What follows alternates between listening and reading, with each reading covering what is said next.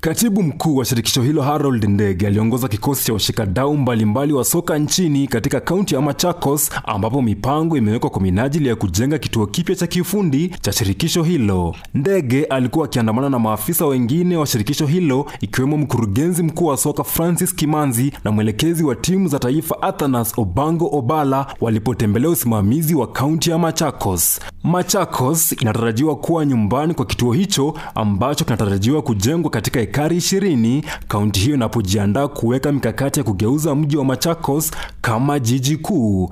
Kituo hicho kinatarajiwa kutumiwa kama kituo cha mazoezi, kituo cha mafunzo kwa makocha, marefa na timu za kitaifa, huku wakilenga kubadilisha soka nchini kote. Ujenzi unatarajiwa kuanza rasmi katikati ya mwezi Juni, huku maafisa wa kaunti ya Machakos wakiapa kusaidia mpango huo. Nikiripotia ulimwengu wa michezo, langu jina ni Ian Msolongwa.